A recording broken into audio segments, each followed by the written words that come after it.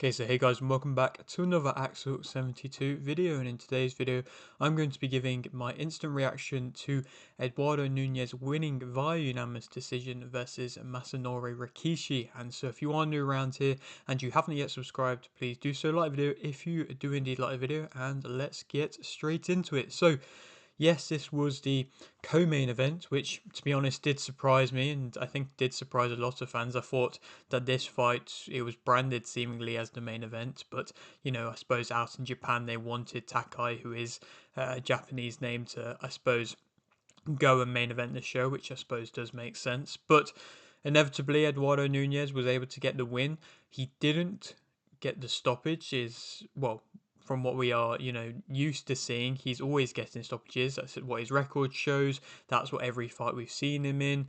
But it was a very good test for him, and a test in which showcased that he can box well, and at the same time he showcased how good his gas tank was. It really was impressive just how he was continually coming forwards the entirety of the fight. Yes, he had, most of the momentum going in his favour, so I suppose that would have helped keep him motivated and keep him wanting to keep coming forwards. But at the same time, it was a really impressive kind of shutdown performance. I mean, there was a few rounds early on where Rikiishi perhaps won, where he was moving well, and I said in my prediction that Rikiishi would have to move well and would have to continually keep moving well, but inevitably would get in issues where he would end up standing toe to toe just a little bit too long, or get caught with being the taller guy with a big shot over the top. And to be honest, yes, that did happen at one point where I can't remember what round it was. I think it might have been round 10, where Nunez caught Rikiishi with a big right just to start the round, and that pushed back Rikiishi. And Rikiishi did well to survive that rest of that round and keep on fighting. And inevitably he did get back on his bike, but he was moving well for the most part, Rikiishi, and doing what he had to do in that aspect. And he did land the occasional shot, which definitely did keep him in it. He didn't stay on the ropes for too long. There was a couple rounds where he was going head to head with Nunez, where he was, still not getting dominated in the exchanges, but evidently still not doing enough to be able to win and them type of rounds. And like I say, the main rounds that he was able to win was the ones where he was on his bike, he was moving, he was landing the occasional shot, trying to time Nunez. Nunez did get caught with some big shots at points, but he's got a good chin, and I believe, that chin is something which he will definitely need with the style in which he has when he goes on. Now he's a world champion, now he's going to go on to fight other top contenders. He's going to have to deal with taking big shots if he's going to keep his aggressive style, which I'm sure, that's what's made him, that's what's got him this far, that's what I'm sure he's not going to change. So, like I say, inevitably was a bullish performance again, realistically, showcasing that stamina, punching all over the place, which was really impressive. You can hear the thudding of the shots from him continuously when he throws, which is really, just brutal to hear, to be completely honest. And you can see just the pure muscles on the back of Nunez, where you can see a lot of the power comes from that, and he twists into his shots so well, he's generating so much power. And there was times in which he was following Rikiishi around the ring a bit. Perhaps, maybe if he'd been able to try and cut off the ring a bit better, maybe he would have had more success. But inevitably, he was circling around, following around Rikiishi, like I say, for quite a few of the rounds. And even though he was doing that, his stamina was still holding up again, touching upon that again. The fact that he was able to follow around Rikiishi, which isn't something I would recommend. It's better to try and cut off the ring a bit more. But even though he was following around, still doing a lot of work, he was inevitably still looking fresh, looking sharp all the way to the final, few seconds of the round. And he didn't really have any kind of physical facial damage caused to him, whereas Rikiishi, I don't believe he got cut or anything, but it wouldn't surprise me if he has to, get a few checks in the hospital after that fight, because, he did seemingly take some big punishment, and he did look exhausted, and he did look, mentally a bit battered and a bit drained at the end of that contest. But Nunez went over to Japan, got a big win, and, that's the second time now in which he's had a big win going to the opponent's home country. And so full credit to him. He's really looking impressive. He's really gone out there and, maybe not made the statement in which he realistically wanted, but inevitably still made a good statement and they got a big win there. Like I say, winning via unanimous decision, and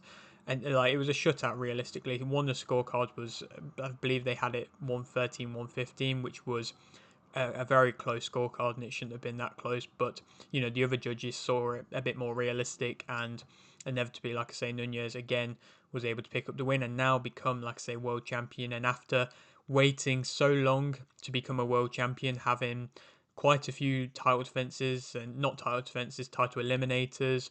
I believe he was mandatory for around about a year and had the opportunity to fight Kakache, but then Kakache pulled out.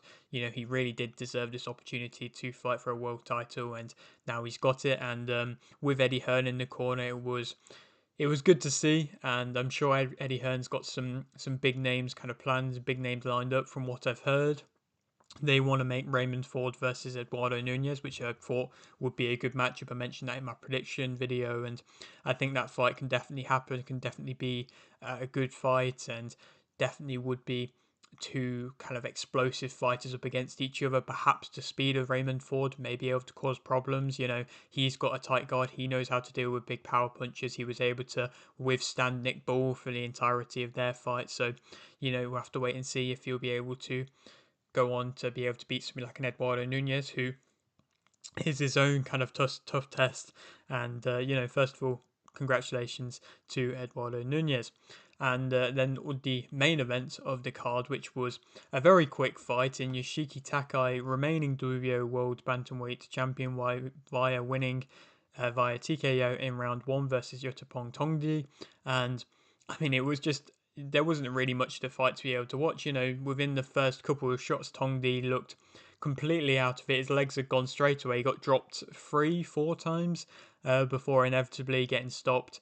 And yeah, it was just a brutal showing. I mean, Tongdee had a decent amateur background. He had fought some good names in the amateurs and had a bit of success there, but he just had his like I spoke about in my prediction video, he just had his career against unknown Thai fighters, or unknown fighters who haven't got good records. He'd managed to get himself into a world ranked position, God knows how, and it just showcases there where he really shouldn't have been in there with Takei. To be completely honest, Takei was worlds above, and that's a Takei in which has been coming off two really tough performances, and perhaps he was more motivated than ever to go on and put out a stoppage victory to showcase that he is still deserving of a world title. But at the same time, that really wasn't a good opponent in there with him, and inevitably he did what he had to do. He was able to get an impressive stoppage, and he moves on now, and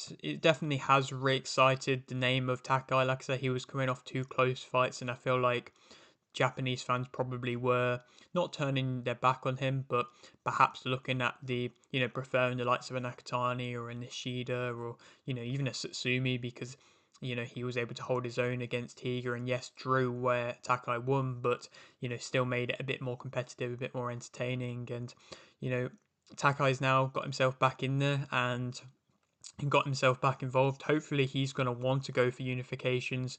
I feel like a fight versus Satsumi could still be a great fight. I don't know if Higa's going to rematch with Satsumi first, but if Takei wants to go in and steal that slot and go for a unification, I'm sure he could. Or perhaps go on to fight a winner of Nakatani versus Nishida. If Nakatani does beat Nishida, then I'm sure that Nakatani will be inevitably trying to become undisputed and trying to pick up all the belts. So perhaps that could happen as well. But yeah, that is it for today's video. Hope you did enjoy. Like the video if you did indeed like the video, subscribe if you're new, and thanks for watching.